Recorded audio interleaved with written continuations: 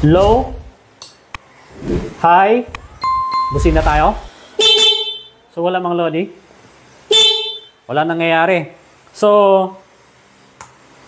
low beam tayo sa mini driving light. Passing through stock horn. Wala. High beam ng mini driving light. Tapos magpa-passing horn tayo through stock horn. So wala pa rin mga loading.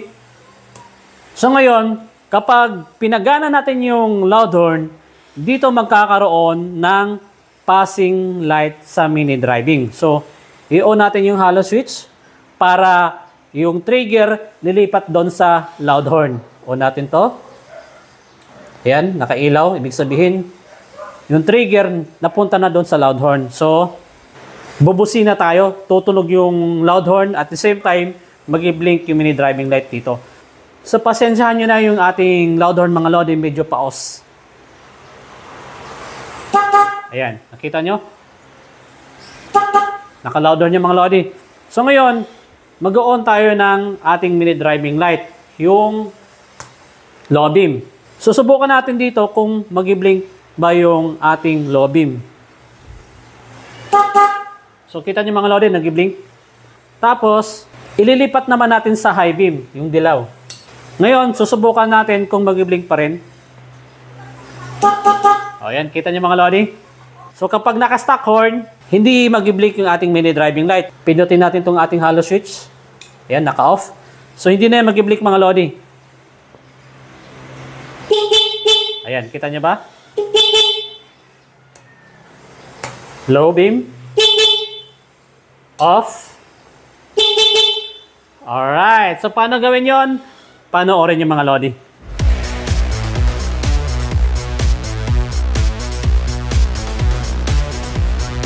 Dito tayo sa mini driving light na side. Medyo marami tayong relay na gagamitin dito para gumana yung ating reversible. Kailangan ulit din natin ng fuse 10 ampere. Alright. Tapos yung isang paa ng fuse nakakonect sa positive terminal ng battery. 16 gauge yung wire and then naka-I terminal. At syempre, nakahinang yan. Alright. Tapos, yung isang paa ng fuse mga bossing, eto, ayan, may napuntahang tatlong relay. Okay. So, dito muna tayo sa dalawang relay na to. Ayan. Ayan. Okay. So, pisa natin mga bossing. Sa dalawang pin number 30 ng bus, sinuplayan natin yan ng positive mga bossing galing sa battery. Ayan, 16 gauge din yung wire niyan. Okay? With fuse na 10 ampere. Alright? So ngayon, dito naman tayo sa ating pin number 85 at 86. Alright? So, ang relay na bus mga bossing, wala itong polarity. Depende na lang kung may diode yan. Kapag may diode, bawal magkabaliktad. So, yung pin number 85 at 86, ginawa ko yung supply para sa negative. Para yung mag-wiring dito, hindi na mahihirapan. Okay? Dito sa relay kasi na bus mga bossing, baliktaran yan. Lalo na dito sa pin number 85 at 86. Okay? Baliktaran yung mga bossing. Ito, pwede nyo supply ng positive. Alright? Tapos ito naman, negative. Baliktaran niya mga bossing, walang magiging problema. Alright? So, dito sa ating illustration mga bossing, yung dalawang relay na to, pin number 85 sa kaliwa at pin number 86 sa kanan, nilagyan natin ng wire tapos sinupplyan natin ng negative. Alright? Tapos, after nyo magawa yan, dito na tayo sa domino switch. Okay? Sa domino switch mga bossing, may tatlong wire yan. Tapos ito yung kulay niya. Blue, black, brown. Okay? Yung blue, ito yung pinaka main supply ng ating domino switch. And then, i-connect mo yan sa accessories wire ng motor nyo. Lalo na sa Honda. Alright? So, lahat ng mga device dito mga bossing na nakakonect sa accessories wire, pagsamahin nyo, walang magiging problema dyan. Okay? So, kung na-connect nyo na yung pinaka main supply ng ating domino switch sa accessories wire ng motor ng Honda. Ito ang susunod yung mga bossing. Dito sa black wire ng ating domino switch, i-connect nyo yan sa pin number 85 sa kanang bahagi na relay. Ayan. Kanan to mga bossing ha. Ayan. Ayan o. Kanan yan. Kanan yan mga bossing. Okay? So yung black wire nakakonect yan sa pin number 85 sa kanan na relay na bush. Alright? So itong brown naman itong mga bossing, saan nakakonect ito? Dito yan nakakonect sa kaliwang relay na bush, pin number 86. Ayan mga bossing. Ayan o. Itong brown na to, ayan, ayan siya, ayan, dito tumakbo, tapos pumunta sa 86 sa kaliwa. Alright. Tapos yung mga 87, dito sa kanan na relay at kaliwa, bakante. Alright. So dito na tayo sa pin number 87 sa taas. So yung pin number 87 dito sa kanan mga bossing, saan ito nakakonect? Ito to. Dito yan nakakonect sa wire ng mini driving light na kulay red. Ayan mga bossing. Ayan o. Dita natin mga bossing para makita nyo ha. Ayan. Ayan o. Pin number 87 na relay sa bus sa kanan, nakakonect sa red wire ng mini driving light. So yung dalawang red wire ng mini driving light mga bossing, pagsamahin nyo, tapos itap nyo dito sa pin number 87 sa kanan. Okay? Ayan. Tapos dito naman tayo sa isang relay sa kaliwa. Pin number 87 din. Tapos nakakonect yung yellow wire. Okay? Yung yellow wire ng mga bossing, papuntang mini driving light din yan. Tapos yung dalawang dilaw, pagsamahin nyo, katulad sa ginawa natin sa red, pagsamahin nyo, tapos i-connect nyo sa pin number 87 sa kaliwang relay. Ayan. Alright.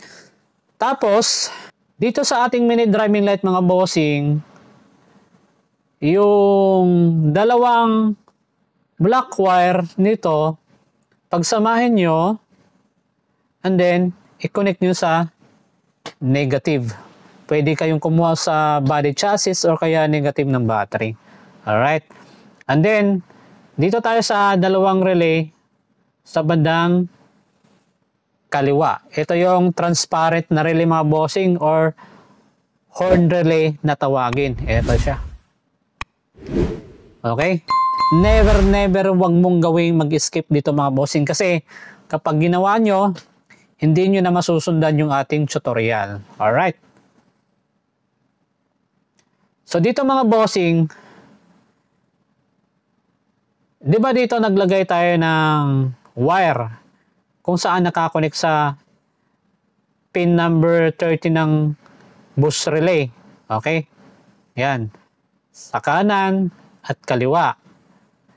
Dito naman sa ating transparent na relay, magsusupply din kayo mga bossing ng positive galing sa ating fuse. Ayan o. Alright. Paghapang ka dyan mga bossing ha. Tapos, nakakonect sa pin number 30 ng transparent na relay sa kanan. Kanan mga bossing. Okay? Dito, huwag kayong malito mga bossing ha. And then, dito tayo ngayon sa kanyang bandang gitna. Medyo komplikado itong mga bossing. Dapat huwag kayong mag-escape. Alright? Unahin natin yung pin number 87A dito sa kanan. Nakakonect yan dito sa pin number 87 sa kaliwa. Ayan. Kita nyo ba mga bossing? Ayan. Tapos sa pin number 87 sa kanan, nakakonect yan sa pin number 87A sa kaliwa. Okay? Yan mga bossing ha. Ulitin ko. Pin number 87A sa kanan, nakakonect sa pin number 87 sa kaliwa. Alright. Pin number 87 sa kanan, nakakonect sa pin number 87A sa kaliwa. Alright. So, dapat ganyan mga bossing. Tapos, dito sa kanyang 85 sa kaliwa, 86 sa kanan, maglatag kayo ng wire. Pagsamahin nyo, i-connect nyo sa body ground or kaya naman chassis. Body ground or chassis, iisa lang yan mga bossing. Or pwede nyo rin ikabit sa negative ng battery. Alright. So, ayan. Next.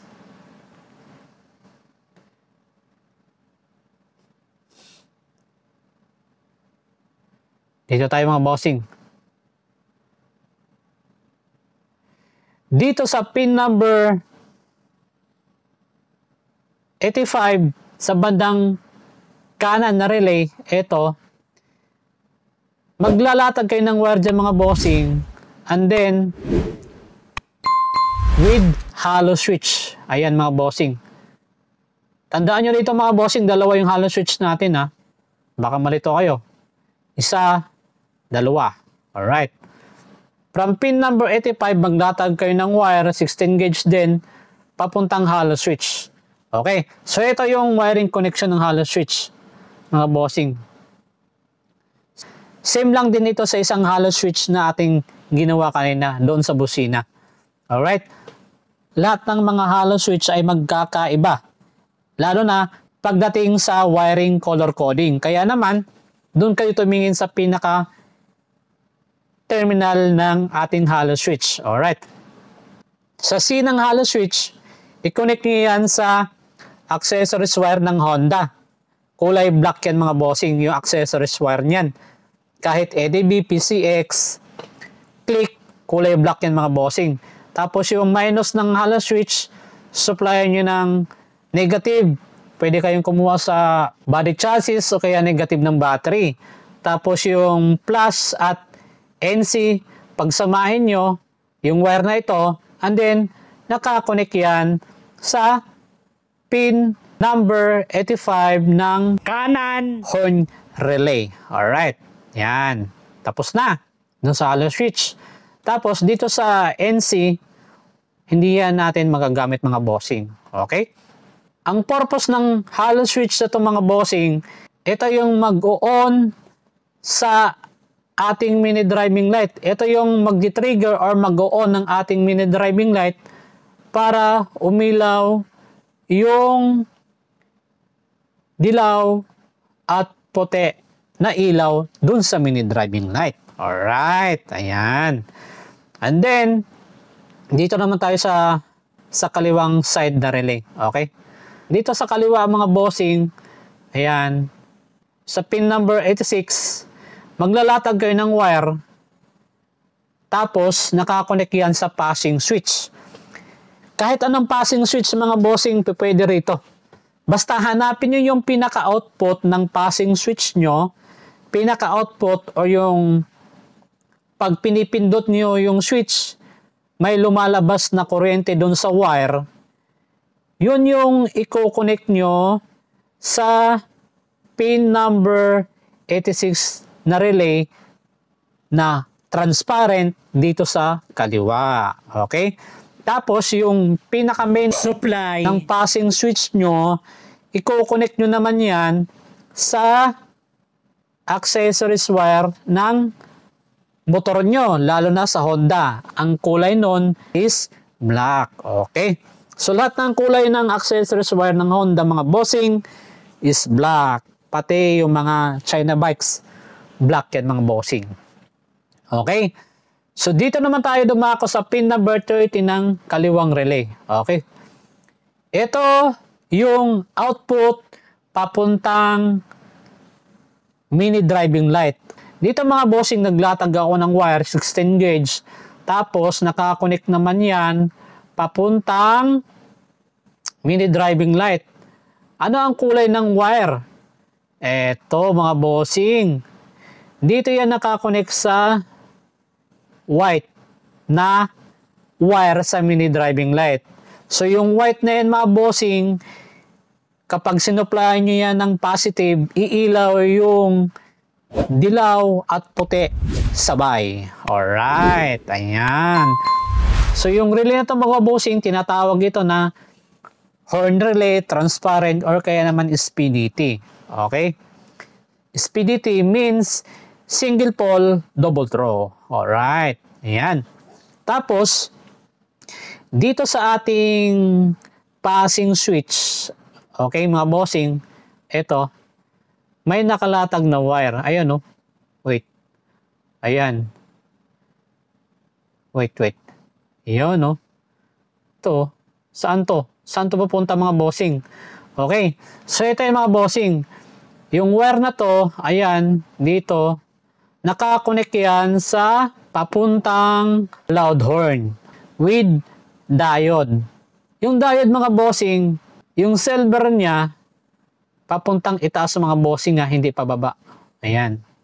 Tapos, yung kabilang paa ng ating diode, dyan nakakonect sa linya ng loud horn. Ayan. Dito, sa pin number 87A ng horn relay ng busina. Alright. Tapos yung kabila, kung saan may silver marking, ayan mga bossing, ito, dumaan dyan, dumaan dito sa taas, dito, medyo mahaba yung ating wiring illustration, dumaan dyan, pababa ng output ng passing switch mga bossing. Ayan. Para pagbusina ng ating motor, mga bossing, lalo na kung nakaselect sa loud horn, tutunog yung loud horn, and then, ang mangyayari, magkakaroon ta ng kuryente dito mga bossing, dadaloy dyan, tatawid sa diode, papuntang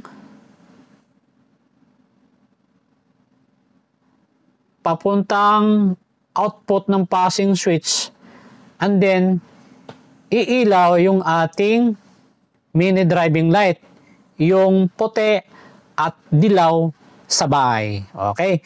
So ganun din kapag pinindot mo yung ating passing switch. Okay?